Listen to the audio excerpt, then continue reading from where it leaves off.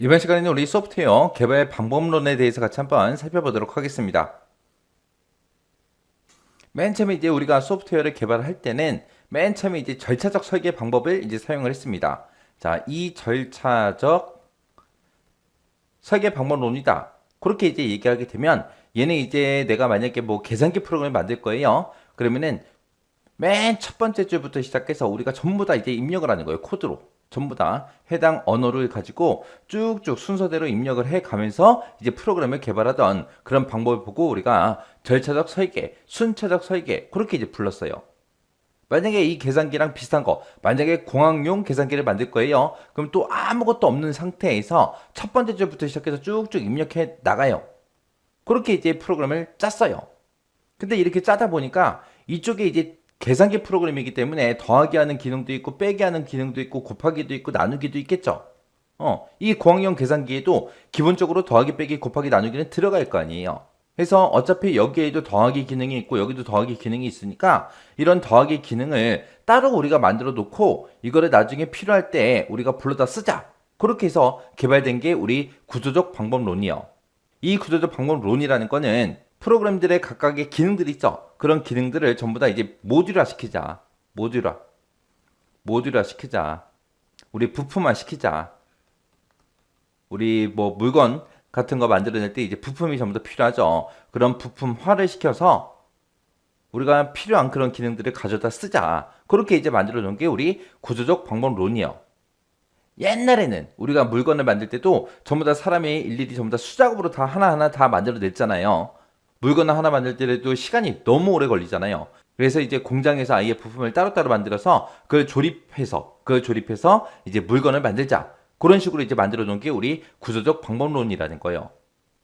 그래서 이 구조적 방법론이라는 거는 1960년대까지 가장 많이 적용됐던 그런 개발 방법론을 보고 얘기하는 거고요. 얘는 이제 정형화된 그 분석 절차에 따라서 사용자의 요구사항이 도대체 뭐냐, 그걸 이제 파악을 해요. 파악을 해서 문서화하는 그 처리 중심의 방법론을 보고 우리는 구조적 방법론이라고 그렇게 이제 부릅니다.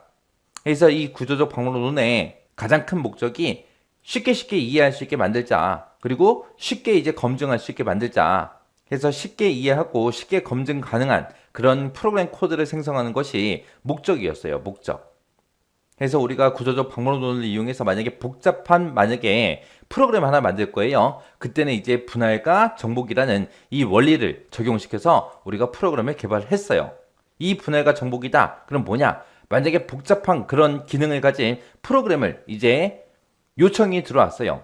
요청을 만약에 한다면 그거를 이제 어려운 것들 있죠. 어려운 것들도 만약에 어려운 게 만약에 이렇게 여러 가지가 있어요. 여러 가지가 있을 때 그때 한 개 한 개 띄어내서 보면은 얘들은 별게 아니라고요. 한 개씩 따로따로 분리시켜 놓고 보면은 그렇게 어려운 건 아니라고요. 그래서 그렇게 분할해서 요것만 할 수 있는 그런 기능을 우리가 프로그램에 만드는 거예요. 또 요거 하는 거 만들고 이거 하는 거 따로 만들고 이거 하는 거 따로 만들고 전체를 봤을 때는 되게 복잡하고 되게 어려워 보이지만 따로따로 띄어내고 보면은 별게 아니기 때문에 따로따로 이제 코드를 만들어서 우리가 소프트웨어를 개발하는 거예요. 그렇게 해서 따로따로 분할해서 우리가 프로그램을 만들어서 그걸 전부 다 이제 합쳐서 우리가 프로그램을 완성시키는 겁니다. 그래서 어려운 것들이 있을 때는 어떻게 한다? 분할한다. 분할해서 그거를 코드로 만들고 그거를 다시 어떻게 한다? 합치더라. 그런 원리를 적용시켜 놓은 게 우리 구조적 방법론이요.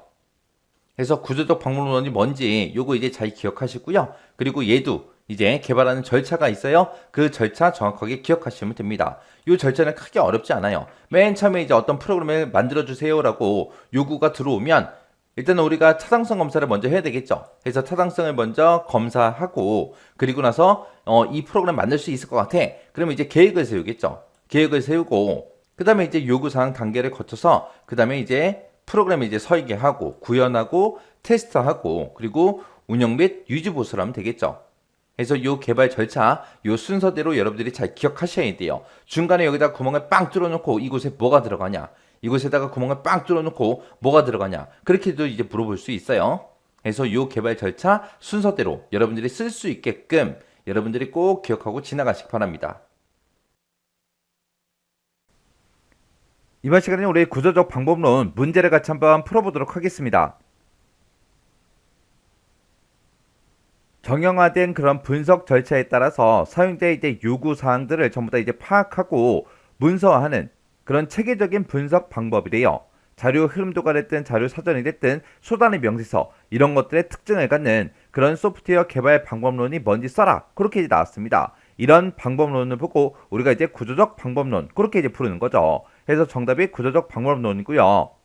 이 구조적 방법론이라는 것은 이해하기 쉽고 검증이 가능한 프로그램 코드를 생성하는 것이 목적이에요. 우리 구조적 방법론 개발 절차를 보게 되면 지금처럼 이런 순서대로 이런 절차대로 개발이 됩니다. 그래서 맨 처음에 이제 타당성 검토 단계, 그 다음에 이제 계획 단계, 그 다음에 요구사항 단계, 그 다음에 설계 단계, 구현 단계, 시험 단계, 운영 유지 보수 단계요. 그래서 우리 구조적 방법론이라는 거는 사용자의 이제 요구사항을 파악을 해서 문서화하는 체계적인 분석 방법, 그걸 보고 우리가 이제 구조적 방법론이라고 한다. 얘는 이해가 쉽고 검증이 가능한 그런 프로그램 코드를 생성하는 것이 목적이다. 그 내용 잘 기억하고 지나가시기 바랍니다.